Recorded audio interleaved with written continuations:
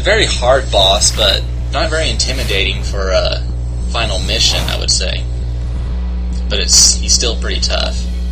So right off the bat, go with Infiltration and inflict as many debuffs on him as you can. He's acceptable to Imperil, Deprotect, Deshell, and Poison, and Slow. Slow is going to be hard to inflict on him, but I would try and get Poison on him every single time. Luckily, both Vanille and Lightning can cast Poison, so at least make sure you get Poison on him before you switch to Relentless Assault in the beginning. And just go ahead and try and inflict as much damage on him as you can, because you'll only have a time limit. See, he used Impenetrable Aura. He'll use that frequently throughout the battle. When he does that, normally you'll have to use Salvation to heal up back into the green, and after you heal back up into the green, you'll need to use Rapid Growth to cast all of the buffs back onto your party. Since I already have the buffs on me, I'm just kind of waiting for him to get out of the aura. As soon as he gets out, use Infiltration again and inflict those debuffs on him as quick as you can. Most of the time, he'll cast Bravery and Faith on himself. You'll want to dispel those as quick as you can. He will hurt you if he has Bravery on him. Make sure you use Dispel right off the bat, and then afterwards make sure you inflict Poison.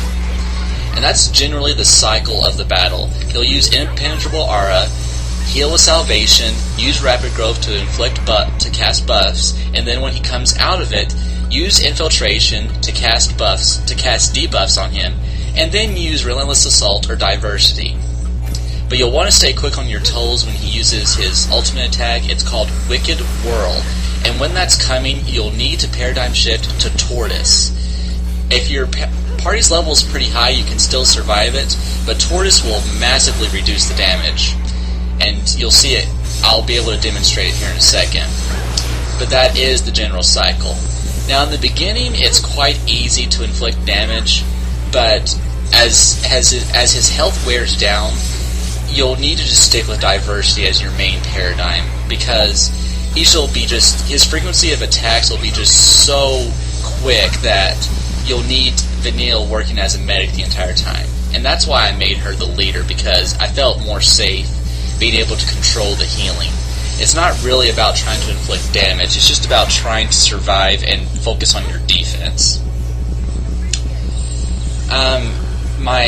As you can see, my shrouds are about to wear off. That's when Rapid Growth is going to be a little bit more helpful after when he's using the Impenetrable Aura. Another thing about Rapid Growth, towards the end of the battle, it's not really going to be helpful to use it anymore because he's just moving so fast that the most you can do is give each of your party members like 3 buffs, and even then he'll use an attack that'll get rid of them.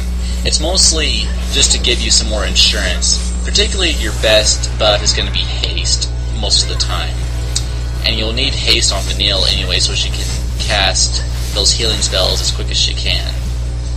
And if you've been paying attention, the cycle's pretty much stayed the same. Yeah, he uses Impenetrable Aura, use Salvation to heal back into the green, then switch to Rapid Growth to inflict your buffs, to cast your buffs again, and then once they're back on, get ready to use Infiltration as soon as Vercingetorix comes out of his aura. And once Poison is at least inflicted, switch to Diversity. This is mostly the safer way. Okay, here's he used Wicked Whirl. See how I switched to Tortoise as he was using it? It helped reduce the damage a lot, and especially if your roll level's higher, it's not really much of a big deal as long as you use Tortoise right on time. And don't panic if you are not in Tortoise as he initiates the attack. Just be sure you shift while he's performing it, and that'll save you a lot of damage. And he'll use that more towards the end, most definitely.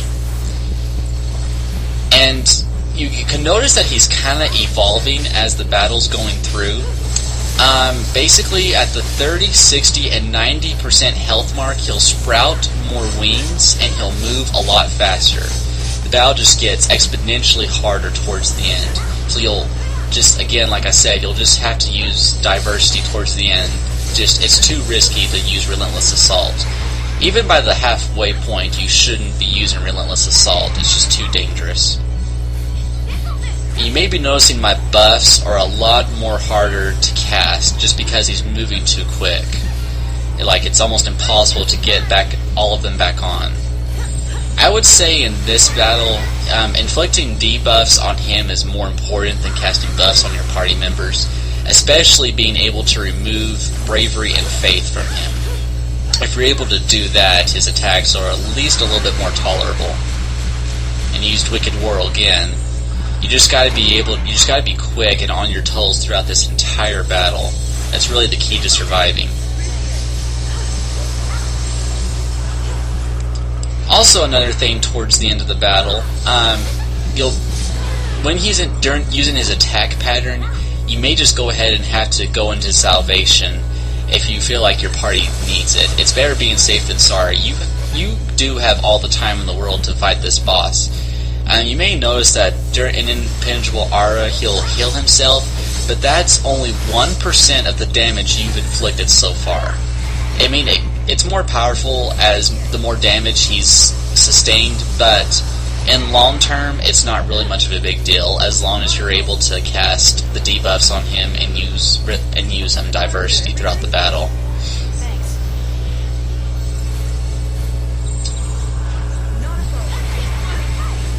The first half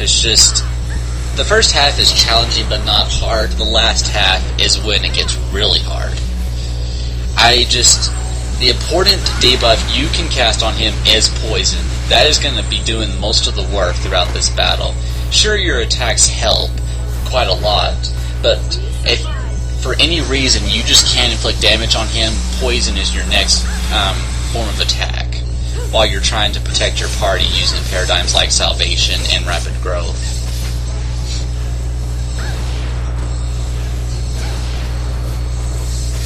Now see how I used Putrescence there and it got rid of all my buffs? It's just towards the end of the battle, those buffs, I mean, there's no way you can keep recasting them and recasting them, because he'll just annihilate you if you stay in Rapid Growth too long. And see, my health is getting pretty low. He's going to use Wicked Whirl real quick. But if your health if everyone's in the yellow, I strongly recommend going to Salvation and abandon Diversity and go straight into Salvation, even if he's in the middle of his attack pattern. Salvation it's pretty quick and working to heal your party, so it's not much of a time consumer if you have to switch to it. This particular strategy is fine for the most part. It's not the fastest strategy, but it is, as I've experienced, it is the safest one. If you just want to survive the battle and just win and say you've beaten the last mission mark, this is the best way to go. But if your party is more powerful and you have more upgraded equipment, there are faster ways to get rid of him.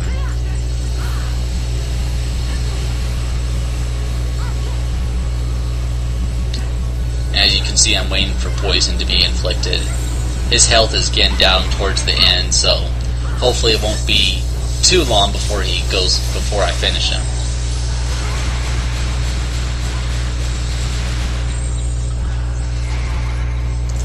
You notice I'm just switching paradigms like crazy. You're going to have to be doing that towards the end. It's just, he just moves so fast. And all my buffs are pretty much gone. But like I said, casting debuffs on him is way more important than keeping buffs on your own party. They help, but they're not essential. And like I said, it helps to have Vanille as leader and as the leader and the main healer, because you can control who you decide to heal. And if you're having to choose, go ahead and keep Vanille alive since she's your leader. But most of the time the AI will use party-wide healing spells like Kiraja and Kira, and when most times you'll have to use attacks like spells like Cure and Kirasa on one party member, so you may have to manually heal people rather than just using auto-heal. Battle's getting a lot more frantic, as you can see. But we're almost there.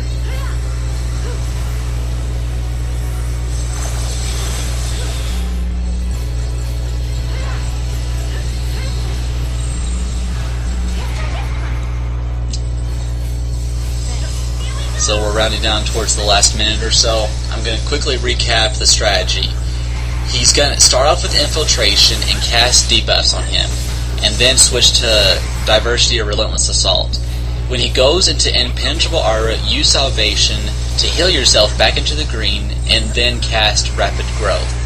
After some buffs are cast on your party, then wait for him to come out of impenetrable aura and go back to infiltration to inflict those debuffs, and then go back to diversity and relentless assault. And if he uses Wicked Whirl, use Tortoise immediately. After he uses Wicked Whirl, you may have to go and use Salvation right off the bat. If you feel like you're lucky enough, you can go with Diversity to go ahead and stay on the offensive.